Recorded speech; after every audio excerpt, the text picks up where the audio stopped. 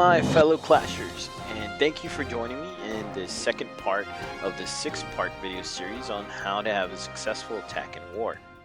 The second step to have a successful attack is simply to plan out your attack.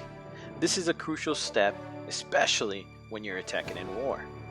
I have several accounts and have attacked thousands of times, and in the beginning I saw myself failing to plan.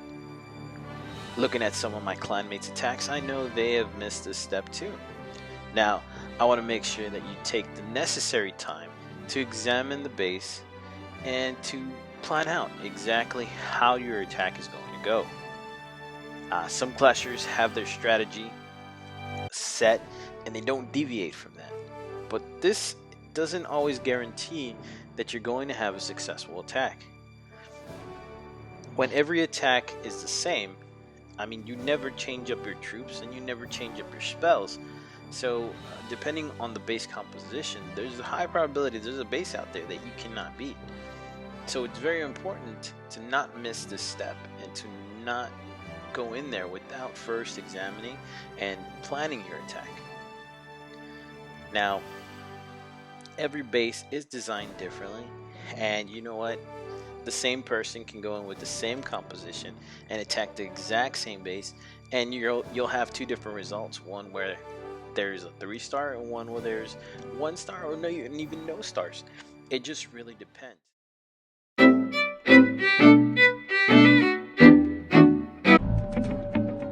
Now, when I use hogs, the base is normally really compact.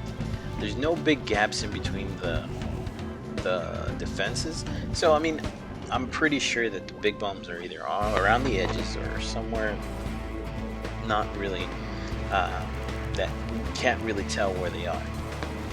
So in this case, or if you do know where they are, it's always good to send out a hog or something, especially when you're towards the edge, to go ahead and take out that big bomb, so that then you can drop the rest of your hogs and make sure that they don't get hit. I've seen where the best base to attack with this is the one that's more compact and that doesn't really have too many of the defenses on the edges, not too many gaps. That's my recommendation as far as the hogs go.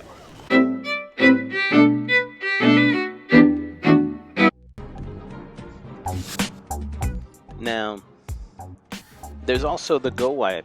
It's another good, strong, for sure a 2-star. If you do some tweaking and you kind of figure out how the base is laid out, you can pretty much get a 3-star with it, especially at Town Hall 8 when attacking another Town Hall 8, and even Town Hall 9 attacking Town Hall 9, depending on the layout.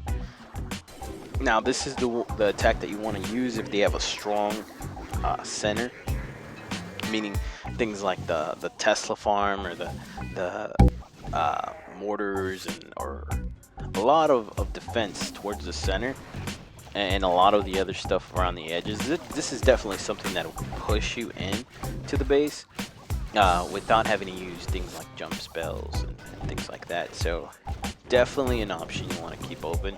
Definitely something you want to practice. You have to be versatile, and the more versatile you are, the better chance you are of taking down bases based on their weaknesses, compared to just attacking blindly and expecting for the same thing to work. What is that saying that they say? If you fail to plan, then plan to fail, is what the saying is. So you want to make sure that you have a plan, you go through with it during your attack. I've done this myself where I have a whole setup, a whole idea of what I'm going to do, and then during the attack I completely change it because something got thrown at me that I didn't expect. Now, your plan should always be to exploit the base's weaknesses and play on their strengths to make sure that you get that 3-star.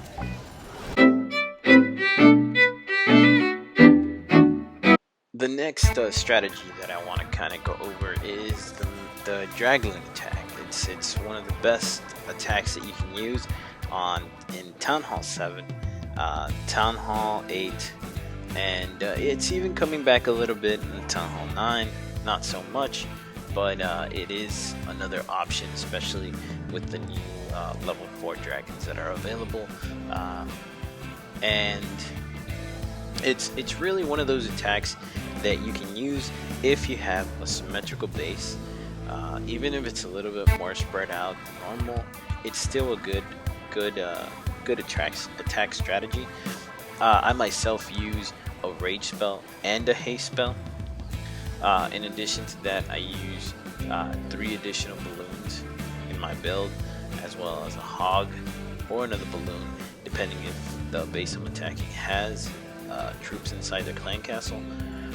This is something that I like to use because the rage and the haste spell both push your dragons and your balloons into the base, so you don't get too much of that pushback from either the blower, or you don't get too much of the deviation of the dragons, where they spread out or fan out so thin, and then their defenses just kind of pick you off. So this is a good attack strategy. If they're compact, yes, it's awesome.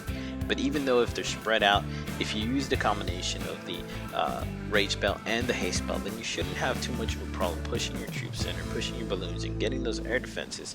Here the main focus is the air defenses, basically knocking out one of those air defenses, having 2 to go after, trying to make sure that those 2 air defenses that are left are kind of parallel to each other, so that your dragons can move evenly throughout the base in that funnel, and they funnel in, or even use your balloons kind of to push them into that area with the haste spell. I like to drop the 3 balloons on one side, and then drop my clan castle troops, or clan castle balloons, on the other, and kind of rage towards the center so my dragons get that push in, and I'll either use the haste spell on the right hand side or the left hand side, depending on which ones I see that if my dragons are kind of leaning towards the left, I can put my balloons on the right, and I go for the right hand side air defense, using the haste spell, while my rage usually pushes my dragons into the other air defense. Pretty good strategy, especially at Town Hall 8. I've used Town Hall 7 accounts, and I've actually gotten the same result. I've taken out Town Hall 8s, believe it or not, with this attack strategy, even though I only had level 2 dragons. So it's pretty powerful. I mean, it can take care of a lot of bases. Now this is the second step in the 6-part series. In the next step, we're going to be going over the most important one. The next step is basically the most important one to me.